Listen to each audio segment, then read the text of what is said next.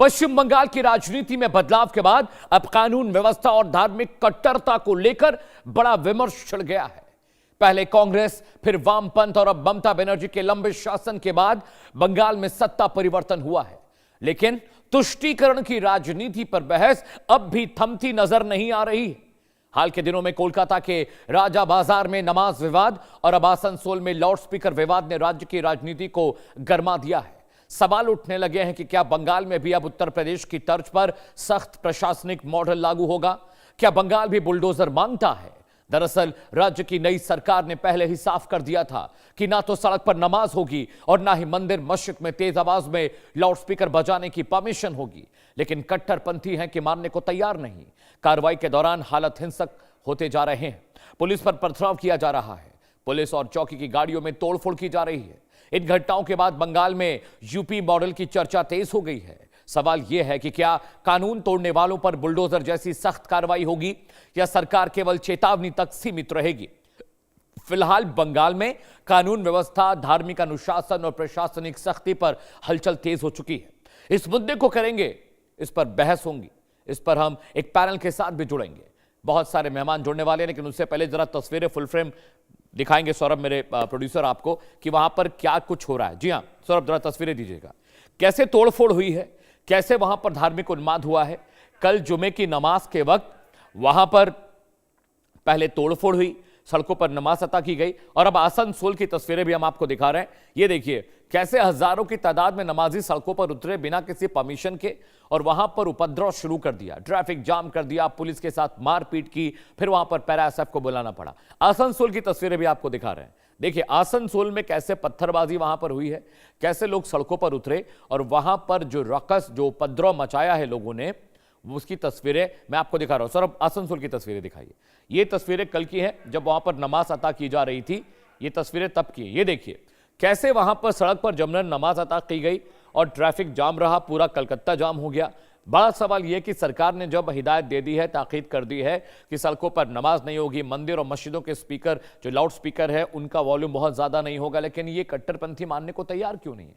जरा खबर क्या है अब आपको वो समझा देते हैं। जी हाँ, आइए खबरों पर आते हैं। आखिर आसनसोल में क्या हुआ है?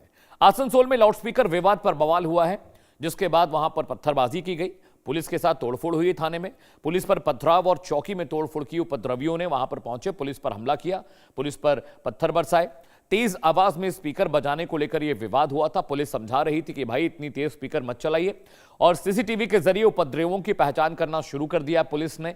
अब उन पर कार्रवाई होगी। आपको याद होगा कल राजा बाजार में नमाज को लेकर बवाल हुआ था, तनाव हुआ था और पुलिस के साथ वहां भी झड़प, वहां भी बदतमीजी नमाजियों ने की, जिसके बाद पैरा एसएफ को वहां पर बुलाना पड़ा। पुलिस वहां पहुंची और वहां पर कार्रवाई कर उपद्रवियों को उन्होंने किनारे किया। सड़क पर नमाज को लेकर वहां पर टकराव बढ़ा था। अचानक लोग जुमे की नमाज के लिए सड़कों पर पहुंचे और बड़ा सवाल यही है कि जिस तरह से उत्तर प्रदेश में सड़कों पर नमाज बंद हो गई, लाउडस्पीकर का वॉल्यूम कम हो गया, वहां पर बुलडोजर कार्रवाई ने सबको सबक सिखा दिया। तो क्या पश्चिम बंगाल में भी बुलडोजर मॉडल अपनाने का वक्त आ गया है? क्या पश्चिम बंगाल को भी बुलडोजर चाहिए उपद्रवियों को कंट्रोल करने के लिए? अगले ग्राफिक्स पर आते हैं। जी हां, जिस बुलडोजर मॉडल की हम बात कर रहे हैं उसके बारे में जरा समझिएगा। माफिया और गैंगस्टर पर बुलडोजर कार्रवाई हुई है जमकर यूपी में। अवैध कब्जों और निर्माणों पर जमकर उत्तर प्रदेश में बुलडोजर चले हैं, दंगाइयों पर बुलडोजर चले हैं। अपराधियों में इसे लेकर खौफ बढ़ गया है कि भाई अगर बदमाशी करोगे तो बुलडोजर कार्रवाई का शिकार होना पड़ेगा। सरकारी जमीनों को, बहुत सारी सरकारी जमीनों को माफियाओं से कब्जा मुक्त सरकार ने कराया। दंगाइयों और उपद्रवियों पर सख्त कार्रवाई हुई है। तो समझिए यूपी में बुलडोजर मॉडल सक्सेसफुल रहा, क्योंकि जितने भूमाफिया थे, जितने उपद्रवी थे, दंगाई थे, उन सब पर सरकार ने कार्रवाई की। सरकार बदली तो कायदा भी बदला है। मैं आपको यह बताऊंगा। इस ग्राफिक के बाद हम पैनल पर जाएंगे डिस्कशन करने के लिए। देखिए उत्तर प्रदेश में सीएम योगी के आने के बाद बदलाव हुआ। सड़कों पर नमाज बंद हो गई, धार्मिक आयोजन सड़क पर बंद हो गए, लोगों ने जाम लगाना बंद कर दिया, लाउडस्पीकर और धार्मिक स्थलों पर लाउडस्पीकर की जो आवाजें थी वो सीमित कर दी गई। मैं उत्तर प्रदेश की बात कर रहा हूं, उससे पहले वहां पर मुलायम सिंह यादव की सरकार थी, अखिलेश यादव मुख्यमंत्री थे और उसके बाद पश्चिम बंगाल में सड़क पर जाम हुआ, मस्जिद के बाहर और मंदिरों के बाहर लाउडस्पीकर पर बैन सरकार ने लगाया, लेकिन वहां पर ज्यादा असर होता दिख नहीं रहा। जुलूस और धार्मिक कार्यक्रमों के लिए भी पुलिस की अनुमति, एलआईयू की परमिशन की जरूरत पर जोर दिया गया। सरकार जैसे जैसे बदली, बीजेपी की सरकार जहां जहां वहां उपद्रव कब कैसे हुआ ये बता रहे हैं। पब्लिक ऑर्डर वगैरह के बिना आप कोई धार्मिक आयोजन नहीं कर सकते। धार्मिक जुलूस के रूट और टाइमिंग पर सख्ती की गई।